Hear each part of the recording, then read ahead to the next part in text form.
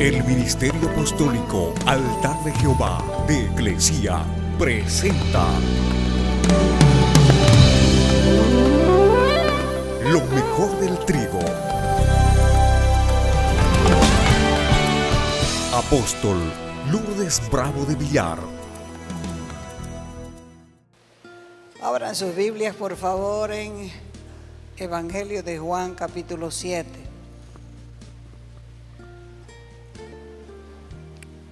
Hay un deseo que está casi en todos los corazones. Y a medida que vamos desarrollando la enseñanza, se va a dar cuenta, cada cual se va a dar cuenta. Porque el título de la conferencia es La raíz de un deseo. Evangelio de Juan, capítulo 7, del verso 1 adelante. Después de esto, dice, Jesús andaba, recorría, marchaba por Galilea, pues no quería andar por Judea, porque los judíos pretendían matarle. Y la fiesta de los judíos, la de los tabernáculos, estaba cerca. Por eso sus hermanos le dijeron: sal de aquí, vete a Judea para que también tus discípulos vean las obras que haces. Porque nadie hace nada en secreto cuando procura ser conocido en público. Si haces estas cosas, muéstrate al mundo.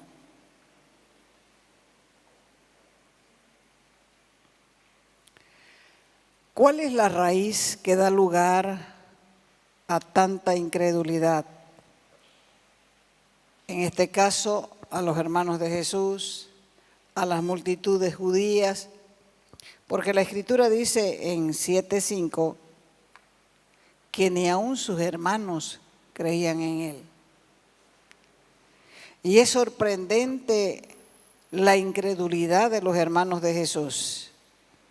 Ellos quizás habían visto algunos milagros, ellos quizá querían que otros lo vieran, por eso fue que le dijeron a Jesús: sal de aquí, ándate a Judea,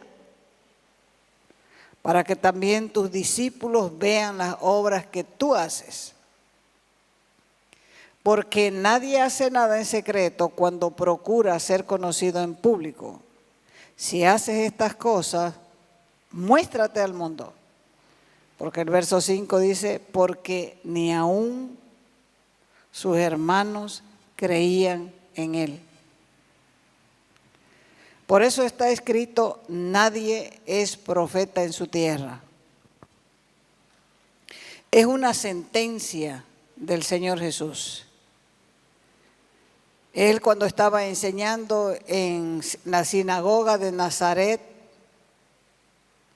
ahí delante de sus compatriotas, de sus conciudadanos, coterráneos en su pueblo, en vez de recibir la enseñanza que él estaba dando, en vez de aprovechar la enseñanza, más bien lo despreciaban. No le prestaban atención, lo menospreciaban. Ya se habrán dado cuenta algunos qué pasa cuando hay un predicador invitado. Generalmente los hermanos no actúan de forma normal, porque quieren que el predicador invitado se lleve la mejor impresión suya. Puede ser que se hubieran acostumbrado al sonido de una voz, y una voz nueva les atrae porque se escucha diferente. ¿Será que todas las semanas podemos tener un predicador diferente? Un predicador que sea invitado para que el pueblo preste atención, se ponga atento, ¿Será que así vamos a crecer? Porque le vamos a prestar más atención al predicador visitante. ¿Será que la única forma de que se ministren mejor es si viene alguien de afuera a predicarnos? No lo creo, porque eso no es posible. El visitante no conoce a nadie. Viene unos días, es también amable, dice lo que quiere y se va. Y todo el paquete de las dudas y de las enseñanzas a las cuales no están acostumbrados, les dejan más duda que crecimiento. Jesús mismo pasó por esto cuando predicó en su pueblo Nazaret, donde se había criado, y de quien recibió hasta el nombre Jesús de Nazaret, Jesús Nazareno. Él fue el quien dijo: no hay profeta sin honra sino en su propia tierra, entre sus parientes y en su casa. La mayoría de pastores y predicadores pasan por esto constantemente en sus iglesias. Y todo porque el pueblo se acostumbra a tenerlos con ellos todo el año. ¿Qué es lo que ocurre en esta clase de iglesia? Lo que ocurre es que la gente no respeta a su predicador, porque la familiaridad hace perder el respeto. Y esa familiaridad hace desperdiciar el compañerismo, el interés, la seriedad, la confianza. Comienza a hablar el predicador y ya uno comienza a pensar mal, a pensar que esas palabras no van de acorde con la conducta, pero no se dan cuenta que si alguien logró tocar el corazón de Dios y fue amado por Dios, por esa confianza que él tuvo, lo puso a pastorear su redil y a apacentar las ovejas. Pero cuando uno está ciego, está ciego. Y hay dichos populares que dicen que no hay peor ciego que el que no quiere ver. Por eso menospreciamos a los predicadores de la casa y exaltamos a los predicadores de afuera. Esto muestra el fruto de un corazón infértil, donde la palabra de Dios sembrada no puede prosperar. Cuando hay un predicador invitado, cuando hay un predicador nuevo, la gente trata de llegar temprano a la iglesia. Le presta atención, está con la cara así, atenta. Está esperando que Dios le hable. Puede que el predicador no sea tan bueno para predicar, pero como el corazón está dispuesto, seguro que va a recibir alguna palabra de Dios. Y este es un error que puede llevar a la iglesia a caer en un estancamiento espiritual. Dice la Escritura que Jesús en Nazaret, su tierra, donde se había criado, no pudo hacer muchos milagros por la incredulidad de ellos. Porque cuando no hay terreno preparado para ser sembrado, la semilla cae, pero no da el fruto que uno espera. Es hora de que entendamos que nuestro corazón tiene que ser un corazón sencillo, tiene que ser un corazón humilde y con ganas de ser ministrado en cada momento. Es hora de dejar de mirar con los ojos carnales al predicador, es hora de dejar de oír con oídos carnales las predicaciones. Es el momento de comenzar a ser humildes y recibir la palabra de Dios sin importar quién sea el que predica, con tal que sea sana doctrina. Así que te aconsejo que prestes atención a los mensajes. Te aconsejo que vengas con ansia a recibir la palabra de Dios. Y no te olvides que el corazón humilde es el que agrada a Dios, mas el corazón altivo será despreciado. Es más, dice la Escritura, que al orgulloso lo mira de lejos. Así que cuando los hermanos de Jesús le dijeron, sal de aquí, andate a Judea para que también tus discípulos vean las obras que tú haces. Porque nadie hace nada en secreto cuando procura ser conocido en público. Y si haces estas cosas, pues mostrate en público, que el público te vea. Con estas palabras, cualquiera cree que sus hermanos querían que Jesús fuera conocido. Sin embargo, dice la Escritura que ni aún sus hermanos creían en él. Así que más adelante, Jacobo, su hermano, fue el líder de la iglesia de Jerusalén.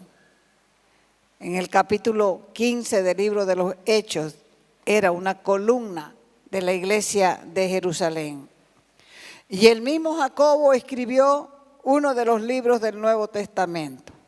Jacobo es el Santiago ese que escribió. Juan sabía todas estas cosas. Por eso fue él el que lo registró. Fue él el que fue testigo que Jacobo se convirtió en un creyente y un líder de la iglesia en Jerusalén.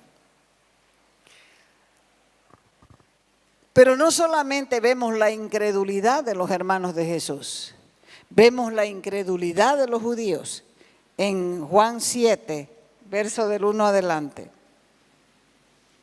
Después de esto, dice, Jesús andaba, recorría, marchaba por Galilea, pues no quería andar por Judea, porque los judíos procuraban matarlo, pretendían matarlo. Y la fiesta de los judíos, la de los tabernáculos, estaba cerca. Muchos de los judíos de Jerusalén o en Jerusalén no estaban emocionados por los milagros de Jesús. Ellos más bien se sentían amenazados y se admiraban los judíos diciendo, pero ¿cómo sabe estas letras sin haber estudiado?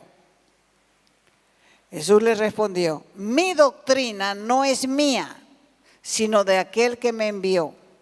Y el que quiera hacer la voluntad de Dios conocerá si la doctrina es de Dios o si yo hablo por mi propia cuenta.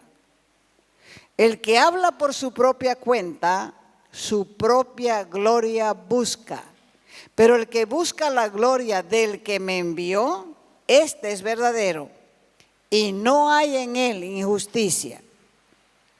¿No les dio Moisés la ley? Sin embargo, ninguno de ustedes la cumple. ¿Por qué intentan matarme? Y respondió la multitud y dijo, este hombre tiene demonios, ¿quién es el que intenta matarte? Este es otro tipo de incredulidad. Es una incredulidad diferente a la de sus hermanos. Sus hermanos querían ver que él haga milagros. Pero estos otros estaban enojados con los milagros. Se sentían amenazados, hasta querían matarlo. Así que en estos pocos versículos vemos dos tipos de incredulidad. Reconocemos inmediatamente que la segunda respuesta de estos judíos también era incredulidad. Pero Jesús quiere que veamos que la excitación de los hermanos, eso que lo estaban animando a que vaya a la fiesta, era también otro tipo de incredulidad.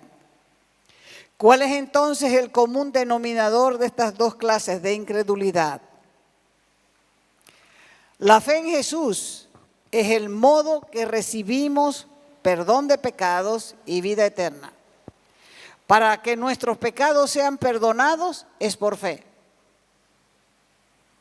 Vamos a ver 3 textos. Juan 20, 31.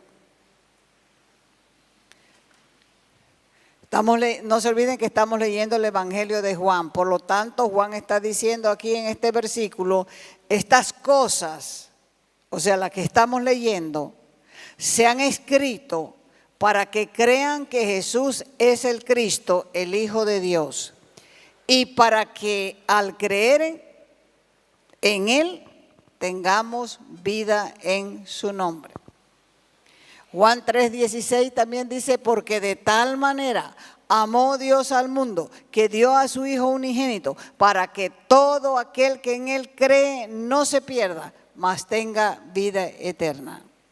Y Juan 3:36 dice, el que cree en el Hijo tiene vida eterna, pero el que no obedece al Hijo no verá la vida, sino que la ira de Dios permanece sobre él.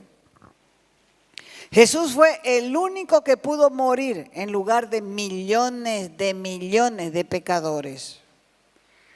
Jesús dijo, por eso el Padre me ama, porque yo pongo mi vida para volverla a tomar. Nadie me la quita, sino que yo de mí mismo la pongo. Tengo poder para ponerla y tengo poder para volverla a tomar, porque ese mandamiento recibí de mi Padre. Entonces cualquiera, hombre, mujer, cualquiera que le recibe y cree en Él, se convierte en hijo de Dios y tiene vida eterna.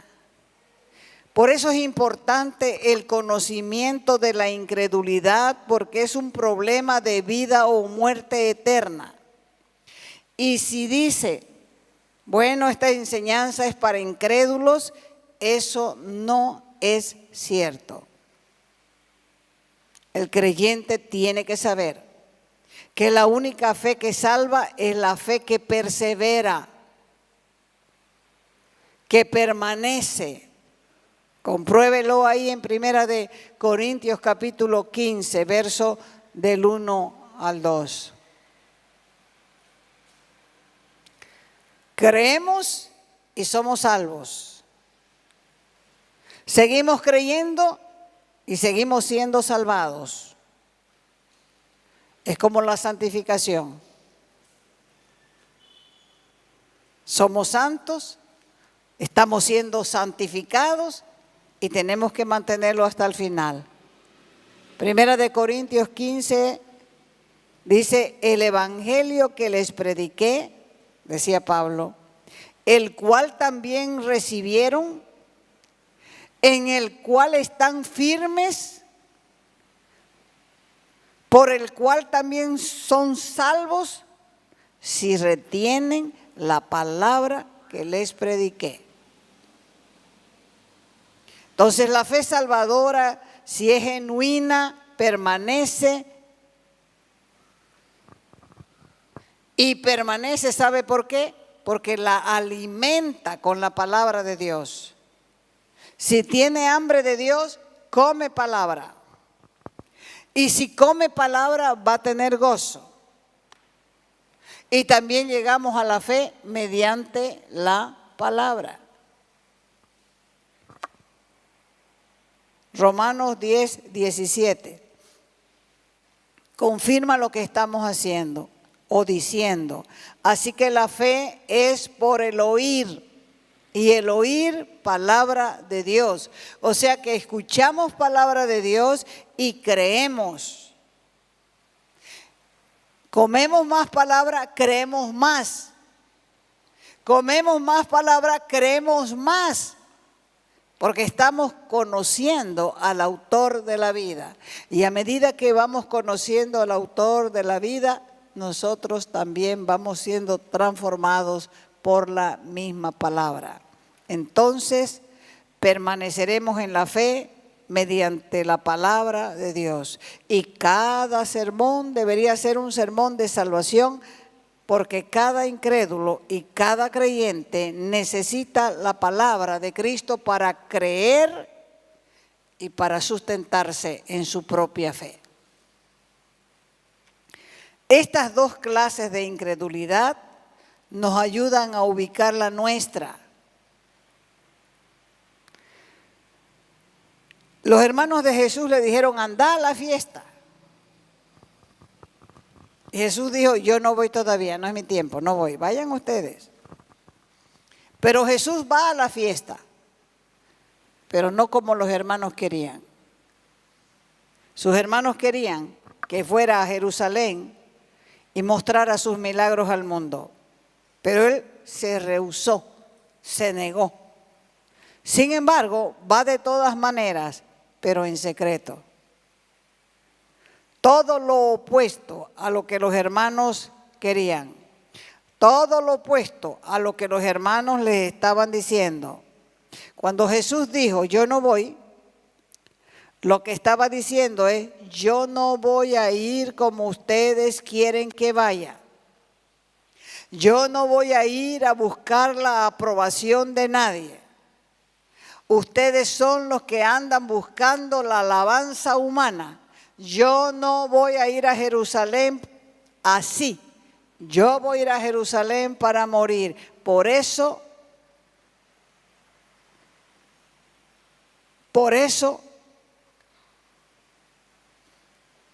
ustedes pueden ir, pero yo no voy a ir todavía.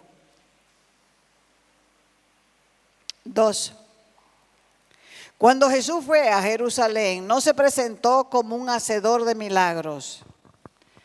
Más bien estuvo enseñando y en su enseñanza estaba exaltando a Dios. Esto no es lo mismo que querían sus hermanos. Sus hermanos querían que él se exaltase a sí mismo, que él fuese conocido. Y cuando él estaba enseñando, comenzó la gente a decir, ¿cómo sabe todas estas cosas? ¿Cómo puede saber letras sin haber estudiado? Y entonces Jesús le respondió, mi enseñanza no es mía. En otras palabras, lo que le estoy enseñando no es mío, sino de aquel que me envió. Y si alguien quiere hacer la voluntad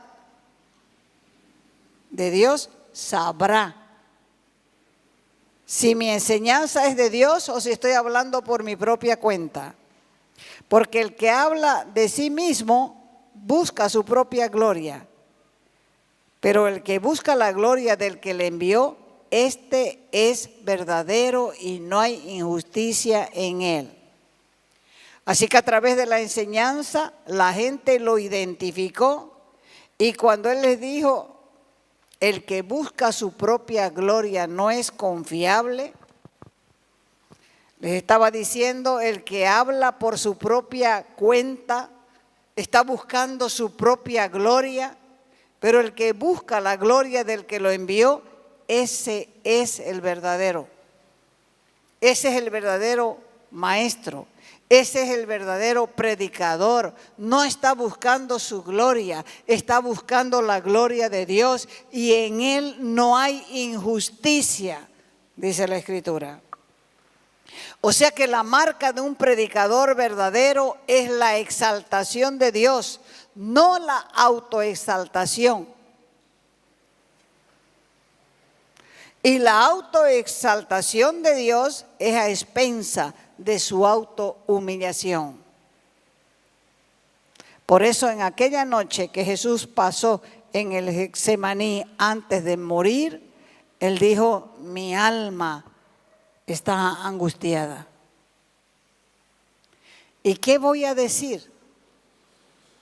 Padre, sálvame en esta hora. No voy a decir eso. Porque para eso he llegado a esta hora. Lo que voy a decir es, Padre, glorifica tu nombre. Y entonces dice que se escuchó una voz del cielo que decía, lo he glorificado y de nuevo lo voy a glorificar. Es por eso que Jesús vino en carne, para ser despreciado, para ser rechazado, para ser objeto de burla, para ser avergonzado,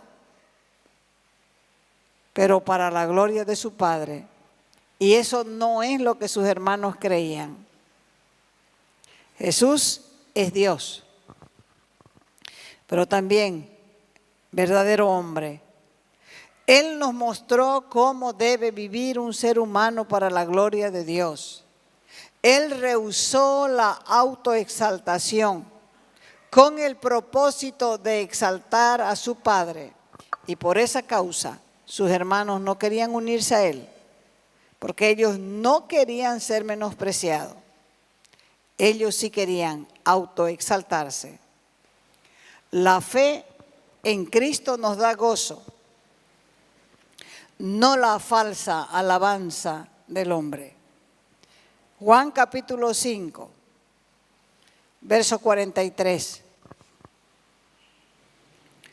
Dijo Jesús: yo he venido en nombre de mi Padre y no me reciben. Si otro viniera en su propio nombre, a ese recibiríais. ¿Cómo pueden ustedes creer si reciben la gloria los unos de los otros y no buscan la gloria que viene del Dios único? Entonces, si buscamos nuestra propia gloria, se nos hará imposible creer en Jesús. Por eso estos versículos son de lo más importante que escribió el apóstol Juan. Porque nadie puede creer en Jesús si la raíz de sus deseos es ser alabado por otras personas. El orgullo es la esencia, es el clamor de la aprobación humana. Y Jesús está diciendo que si en la raíz hay orgullo, entonces no puede haber fe. Por eso debemos ser bien cautelosos en este sentido, para que todo lo que hagamos sea para la gloria de Dios. Y estemos conscientes y pensemos siempre en su exaltación. Para eso hay que hacer las cosas con sencillez y con humildad, buscando siempre darle la honra y la gloria a Él. Todo aquel predicador que usurpa la gloria de Dios y se la echa encima, no tiene buen final. Cuando dejamos de dar la gloria a Dios y la dirigimos o la desviamos hacia nosotros mismos, tarde o temprano nos irá mal. Porque Dios va a dejar de respaldarnos. Y lo más triste de todo es que en nuestra caída arrastramos a los débiles en la fe. Y Satanás se revuelca de risa, porque al fin logró su propósito, hacernos caer con lo que él mismo cayó, el orgullo. Por eso debemos ser bien cautelosos, reservados, juiciosos, cuerdos, en este sentido, para que todo lo que hagamos esté en nuestra mente y en nuestro corazón, que sea para la gloria de Dios. Pensemos siempre en la mejor manera de exaltarlo a Él. Hagamos las cosas con sencillez, con humildad, para que de Él sea la gloria, porque así está registrado en la Escritura. A Él sea la gloria, el poder por los siglos de los siglos. Buscar su propia gloria, dice la Escritura, no es gloria. Por eso tenemos que apuntar a darle la gloria a Dios en todo lo que hagamos. Porque si no lo hacemos así, vamos a vivir engañados y al final nos vamos a quedar solos sin el respaldo de Dios. Por eso uno debe siempre entender y saber que no es el mensajero lo importante, sino el mensaje que llevamos, el mensaje del Evangelio.